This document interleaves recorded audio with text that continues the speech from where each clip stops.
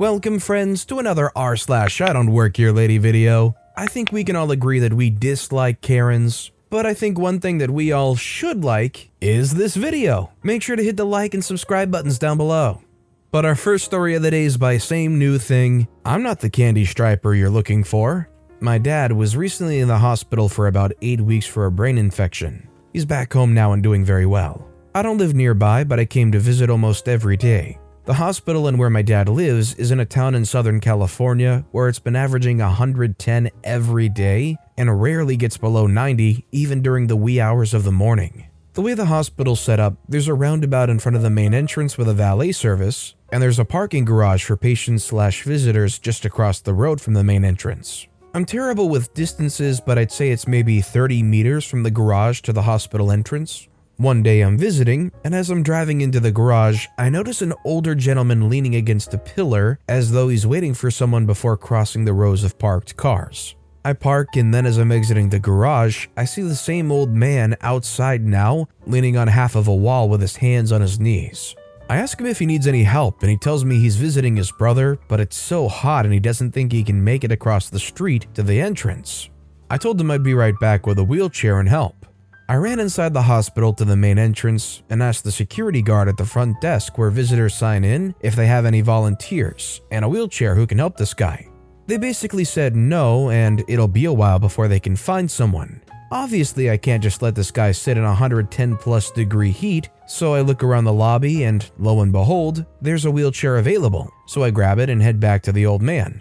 I get him settled in the chair and we head into the hospital. We get our visitor's badges and then tell him where to go to see his brother, but it's literally on the other side of the hospital. This poor guy, who I found out is pushing 90, barely made it 10 feet in the parking garage before needing a break. So I asked the security, okay, I'm not heading that way, so can someone else push him there? Again, no, they can't leave the front desk, and there are no volunteers on staff right now. I ask, what about the hospital transport team? Nope, that's just for patients. I'm like, wow, okay, this is some BS, but I have a little time, so I'll just get him to his brother's room, and then the nurses will probably be way more capable of finding someone to help this man back to the parking garage. At this point, I haven't been outside the ICU and didn't know the hospital very well, so they gave me a map and off we go. I kid you not, it took us 5 minutes to walk there. This poor dude would have never made it on his own. We ended up having a very lovely chat about Pennsylvania. He was wearing a Pirates hat and I mentioned I went to college in Lancaster. And when we got to his brother's room, a very nice nurse thanked me and took over. I felt super good about myself, not gonna lie. It always feels nice to do a good deed. About a week later, I'm coming out of the garage and now there's a different old man, this time with an oxygen tank, sitting in the same spot as the first old guy. Here we go again, I thought. Same deal. This guy is much younger, 60s, but has heart and breathing issues and just can't make it across the way in this heat. This time, I know where the extra wheelchairs are kept, so I go to the lobby, grab one, pick this dude back up, and we head inside to check in. He kept asking me questions about being a candy striper, and I told him I didn't work for the hospital, but I didn't mind helping him. Mind you, I'm wearing like workout shorts and a tank top, so I definitely don't look like a candy striper or someone that works in the hospital. He then complained about my wheelchair choice because it didn't have footrests, but it was the only one left, so oh well. Turns out he's at the wrong building and he needs to basically go around the block to another clinic on campus. Now luckily he was there to check in as a patient, so the transport team could come help this time, because this man was much more abrasive. Also, could have gone without the multiple, "You're way prettier than any candy stripers I've seen" comments, but whatever. I told him I was going to leave him now and good luck because this time I was in a rush to meet with my dad's docs. As I'm slowly backing away, he just kept blabbering about how young people have gone to crap because no one would help him until I came along. How I'm such a good candy striper and the younger generation is doomed, blah blah blah.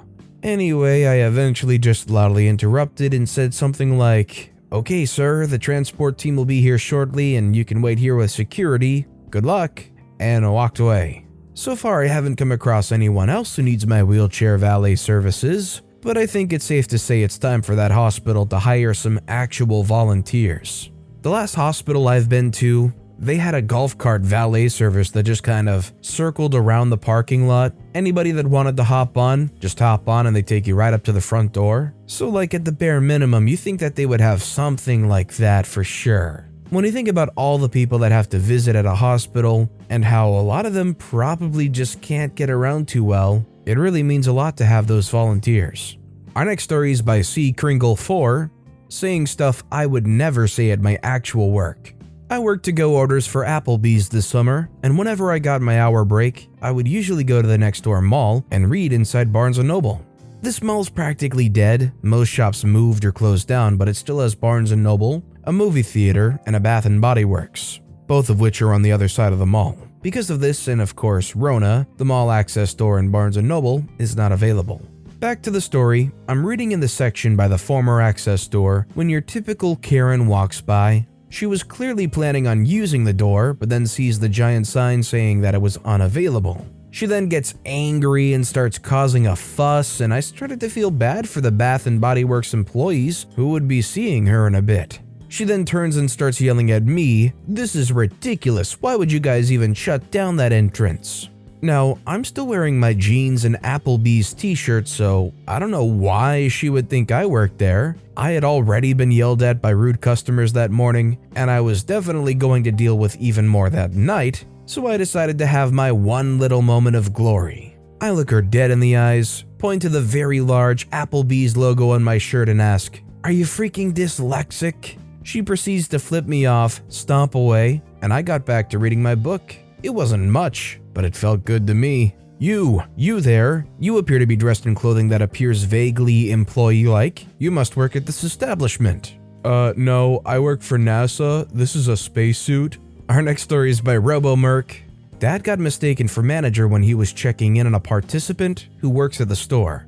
Some background info, my father is a service coordinator. He was checking in on a participant who works at a Red Bullseye. And bear with me, I don't know the details, but my father did find out something very interesting from the encounter. My father went to the Red Bullseye to check in on his participant. When my father located in the part of the store the participant was working at and having to walk up while the participant was dealing with a Karen, as my father walks up, she mistakes him for management and begins to demand he fire the participant.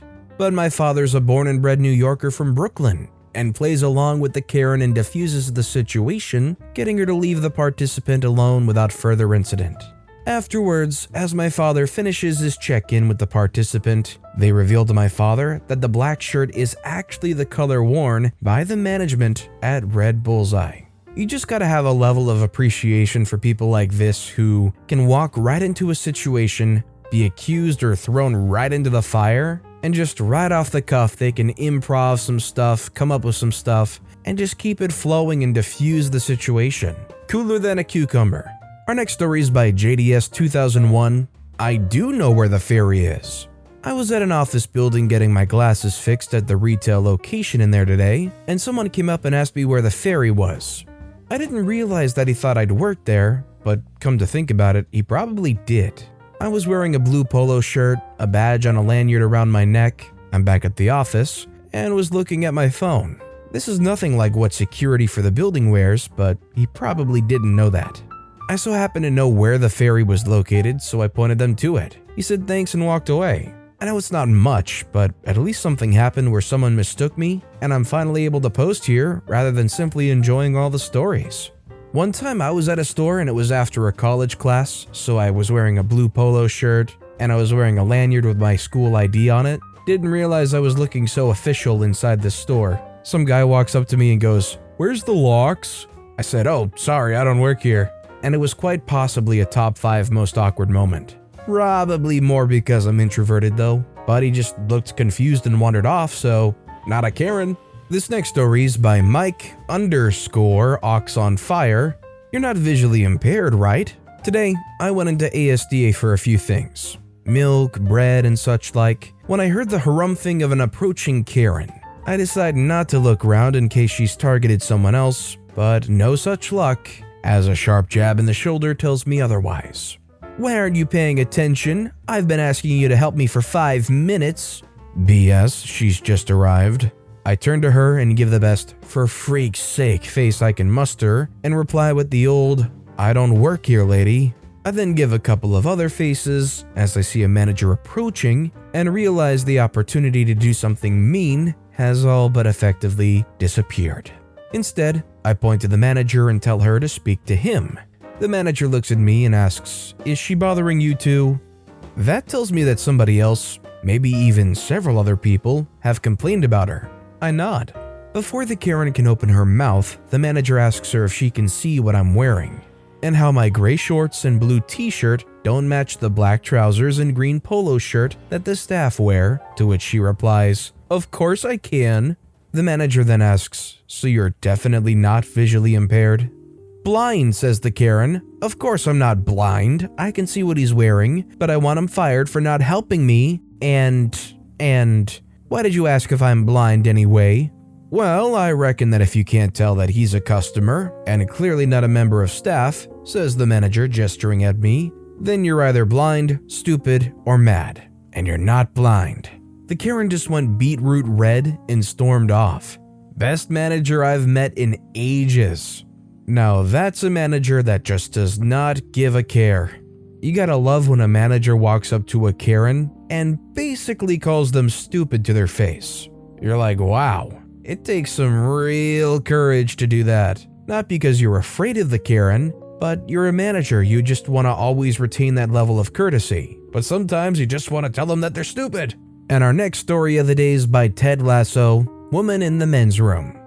Disclaimer, I'm American and graduated from public school.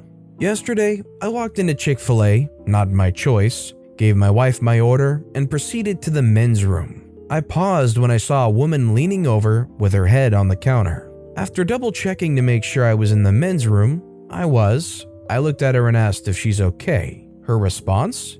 "Do you work here?" I was wearing a black Star Wars t-shirt, which I was sweating through, having just finished some intense activity at the park, and cargo shorts. I looked down to make sure I hadn't magically and accidentally changed into the red polo shirt and black slacks the workers wear, and informed her I did not work here, but she was in the men's room. She looked at me, mumbled something, and darted past me out the door. I don't know if this lady was actually okay. I'm gonna assume that there was some kind of illicit substance at play. As to what kind, your guess is probably as good as mine, but there's a number of possibilities there. And our final story of the day is by The Good Pixie. Not my store, not my problem. Okay, so I'm a bakery manager of a grocery store. I don't wear a uniform, I just wear black slacks and a black t-shirt that I tend to cover with a baker's coat when I'm making anything.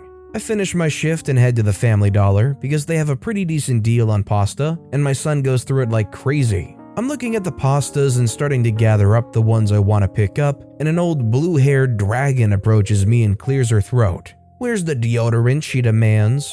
I say, "I don't know, maybe up front with the rest of the hygiene stuff?" She says, "Take me there right now." I say, no, you can go there by yourself. I don't work here. I work at the store across the parking lot. She scowls at me and demands to know who my manager's name is and informs me that she's going to tell him how rude I am and that I'll be fired. So I tell her my boss's name and tell her I doubt he'll give a crap that I didn't help someone in a completely different store that I don't even work at. She tells me, "We will see about that." She went to this store's checkout counter and asked them to speak to my manager. She gave them my boss's name. I just shook my head and paid for my pasta and left. "What do you mean manager Mike_Oxenfire doesn't work here? I was told explicitly by that worker that just walked out with that pasta they paid for that that's the manager. They were incredibly rude to me and told me that the deodorant, get this, might be with the rest of the hygiene stuff and wouldn't take me there." My God, ma'am, we'll get right on this. But with that being said, that's all the time we have for today. So of all these stories that I've read today, which is your favorite and why? Let me know in the comments down below. And if you haven't yet, if you could like and subscribe, that would mean a lot to me. Whatever you do, whether it's liking, subscribing, turning notifications on, all of it helps grow this channel and I appreciate the heck out of it. So until next time, I'll see you all tomorrow with some more stories.